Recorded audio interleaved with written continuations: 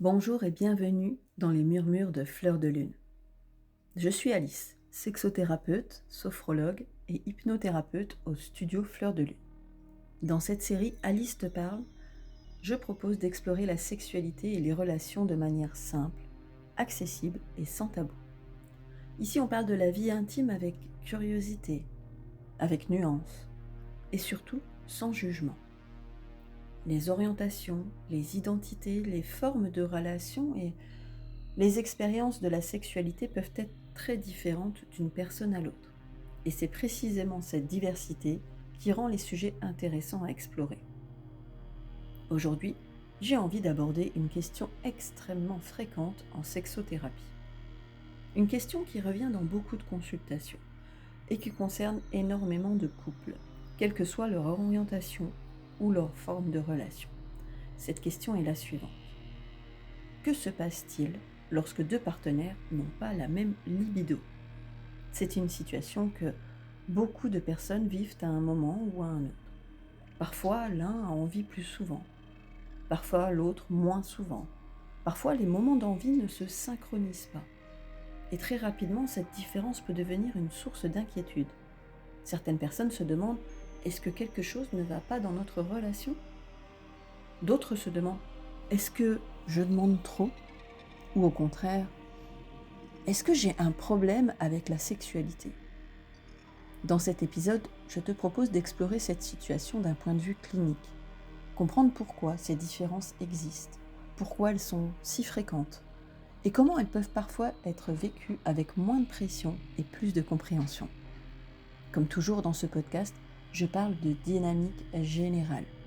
Chaque relation est unique. Et si tu ressens le besoin d'explorer ta situation personnelle, cela se fait en consultation.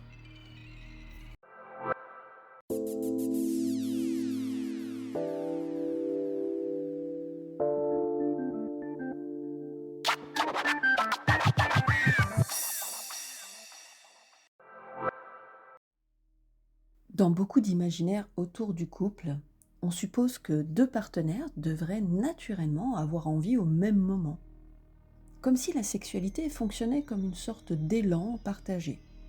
Mais dans la réalité clinique, ce que l'on observe est très différent. Il est en fait très rare que deux personnes aient exactement la même libido. Chaque personne a son propre rapport au désir, son propre rythme, ses propres fluctuations.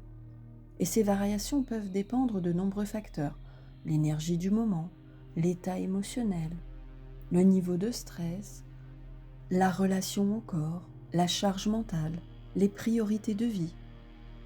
Lorsque deux personnes entrent dans une relation, ces deux rythmes doivent apprendre à coexister. Et cela ne se fait pas toujours naturellement. Je me souviens d'une consultation où une personne m'avait dit presque immédiatement « Je crois que je demande trop ». Dans cette relation, elle avait plus souvent envie que son partenaire. Et progressivement, elle avait commencé à se sentir coupable. Elle avait l'impression d'être trop demandeuse, d'être trop centrée sur la sexualité, ou même d'être anormale. De son côté, son partenaire vivait la situation d'une manière très différente. Il avait plutôt l'impression d'être constamment sollicité, et parfois même de ne plus avoir l'espace nécessaire pour ressentir le désir. Dans cette relation, la différence de libido n'était pas seulement une question de fréquence, c'était devenu une question d'interprétation. L'un se sentait trop, l'autre se sentait insuffisant. Et ce type de dynamique est extrêmement courant. Dans les consultations de sexothérapie, il est très fréquent d'observer ce que l'on appelle parfois une polarisation du désir. Autrement dit, plus une personne se positionne dans la demande, plus l'autre peut se positionner dans la distance. Ce phénomène ne se produit pas forcément de manière consciente, mais il peut apparaître progressivement. Lorsqu'une personne ressent régulièrement une attente sexuelle, elle peut commencer à ressentir une forme de pression. Et cette pression peut parfois réduire l'espace dans lequel le désir pourrait émerger spontanément. Ce qui crée un cercle assez paradoxal. Plus l'un exprime le désir, plus l'autre peut ressentir le besoin de se protéger, et plus la distance peut s'installer.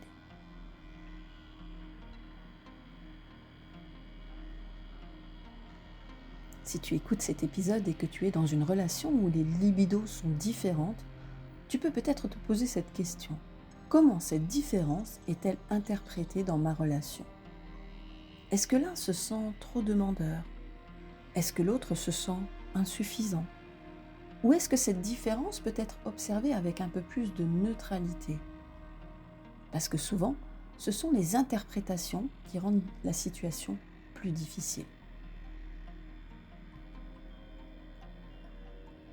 Une autre chose que l'on observe souvent en sexologie, c'est que les partenaires n'ont pas forcément les mêmes moments d'émergence du désir.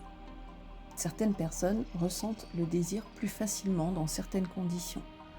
Par exemple, lorsqu'elles sont détendues, lorsqu'elles ont du temps, lorsqu'elles se sentent émotionnellement connectées. D'autres peuvent ressentir le désir dans des moments très différents. Et ces rythmes peuvent parfois ne pas se rencontrer naturellement, ce qui peut créer l'impression que les partenaires ne fonctionnent pas de la même manière.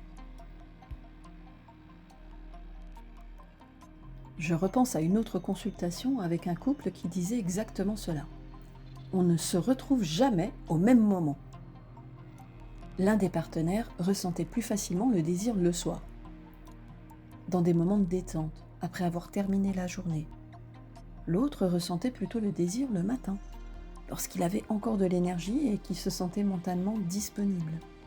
Ces deux rythmes étaient simplement différents. Mais dans leur expérience quotidienne, cela donnait l'impression qu'il n'y avait jamais de moment commun. Et progressivement, chacun avait commencé à penser que l'autre n'avait pas vraiment envie. Alors qu'en réalité, leur désir apparaissait simplement dans des contextes différents.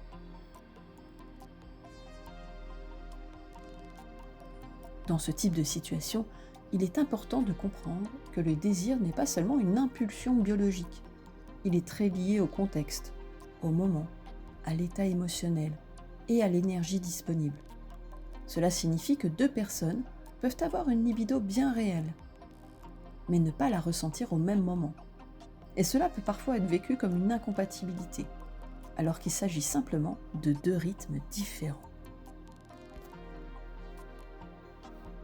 Mais il existe encore une autre dimension importante lorsque les libidos sont différentes dans une relation. Et cette dimension concerne la manière dont chacun donne du sens à ces différences. Dans la seconde partie de cet épisode, nous allons explorer pourquoi les différences peuvent parfois devenir une source de souffrance. Comment elles peuvent être interprétées dans la relation et quelles pistes peuvent aider à naviguer ces situations. Nous parlerons aussi d'une troisième histoire qui illustre une autre dynamique très fréquente.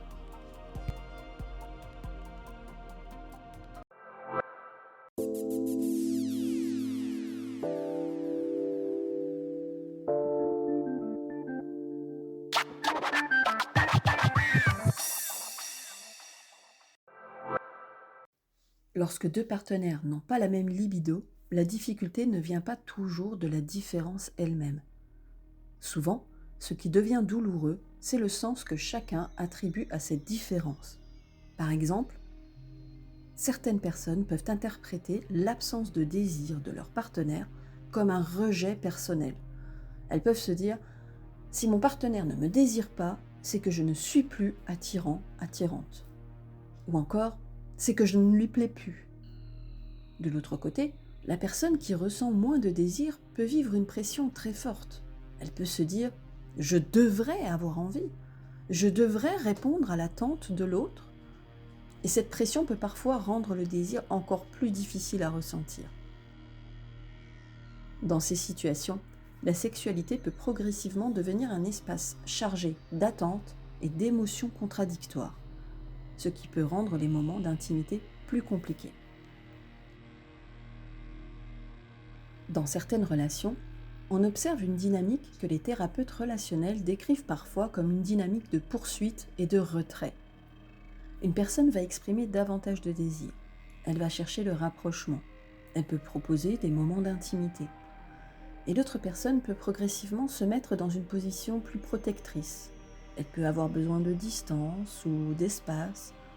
Pas forcément parce qu'elle ne désire plus son partenaire, mais parce que le désir a besoin d'un espace où il peut apparaître librement.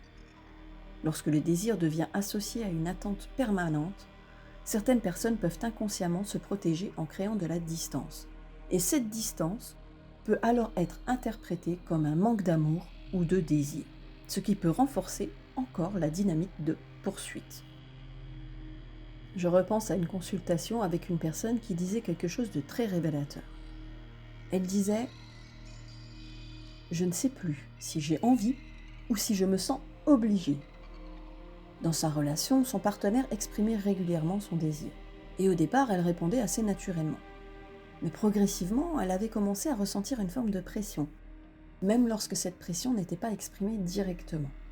Le simple fait de savoir que son partenaire attendait un moment intime pouvait suffire à créer une tension intérieure. Et cette tension rendait le désir plus difficile à ressentir, parce que le désir fonctionne rarement bien sous pression. Ce qui était intéressant dans cette situation, c'est que cette personne disait « Quand je suis seule, je peux ressentir du désir. » Mais dans la relation, le désir était devenu associé à une attente. Et cette association avait changé la dynamique. Ce type de situation est très fréquent dans les consultations de sexothérapie. Le désir a souvent besoin de certaines conditions pour émerger. Un sentiment de sécurité, une absence de pression, un espace de liberté.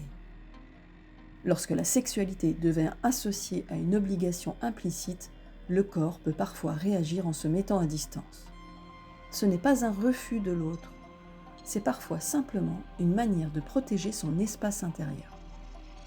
Comprendre ces dynamiques peut déjà permettre de sortir de certaines interprétations très douloureuses. Si tu te reconnais dans certaines situations évoquées dans cet épisode, tu peux peut-être te poser quelques questions simples. Comment la différence de libido est-elle vécue dans la relation ? Est-ce qu'elle est vécue comme un problème ? Ou comme une différence à comprendre ? Est-ce que la sexualité est associée à une attente ? Ou est-ce qu'elle reste un espace de curiosité et de rencontre ? Ces questions n'apportent pas toujours des réponses immédiates, mais elles peuvent ouvrir un espace de réflexion. Lorsqu'un couple vit une différence de libido, il n'existe pas de solution universelle. Chaque relation est unique. Chaque personne a son propre rapport au corps, au désir et à l'intimité. Mais certaines pistes peuvent parfois aider à mieux comprendre la situation. Tout d'abord, sortir de l'idée qu'il existe une bonne fréquence. Beaucoup de couples se demandent quelle devrait être la fréquence normale des relations sexuelles. Mais en réalité, il n'existe pas de norme universelle. Certaines relations sont très sexuelles. D'autres le sont moins. Ce qui compte, ce n'est pas la fréquence en elle-même. C'est la manière dont les partenaires vivent cette dynamique.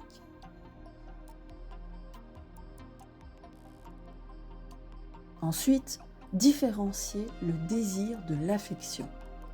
Dans certaines relations, la sexualité devient la principale manière d'exprimer l'affection. Lorsque la libido est différente, cela peut créer un manque émotionnel. Explorer d'autres formes de connexion peut parfois réduire cette pression.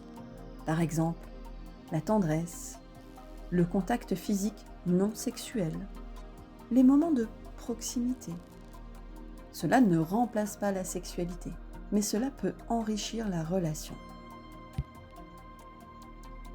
Une autre piste à explorer,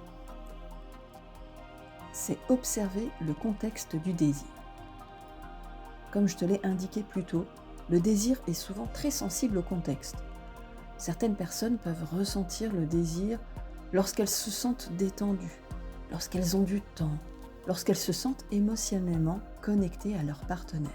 Observer ces contextes peut parfois aider à mieux comprendre le fonctionnement du désir. Enfin, redonner de la place à la curiosité. Lorsque la sexualité devient un sujet chargé d'inquiétude, certaines personnes commencent à analyser chaque variation du désir. Mais cette analyse permanente peut parfois augmenter la pression. Redonner de la place à la curiosité peut parfois être plus aidant. Explorer ce qui crée la connexion. Observer ce qui nourrit le désir, sans chercher immédiatement une réponse définitive.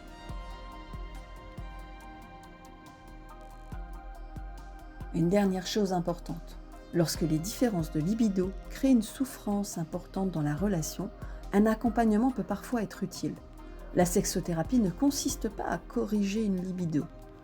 Elle consiste plutôt à explorer le fonctionnement du désir, les dynamiques relationnelles, les émotions associées à la sexualité. Et parfois, simplement comprendre ces dynamiques peut déjà transformer la manière dont la situation est vécue.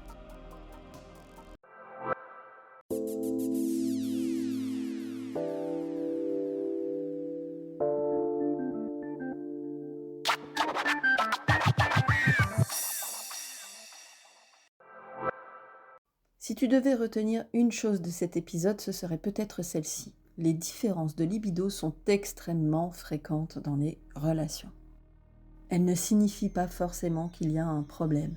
Elles peuvent simplement refléter le fait que deux personnes ont des rythmes différents, des contextes de désir différents et des manières différentes de vivre l'intimité.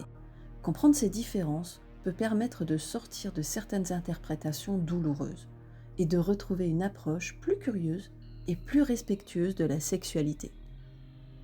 Comme toujours, dans ce podcast, je parle de dynamique générale. Chaque histoire est unique. Si certaines questions évoquées dans cet épisode résonnent pour toi, tu peux utiliser le formulaire Déclic Sexo disponible sur mon site pour poser une question.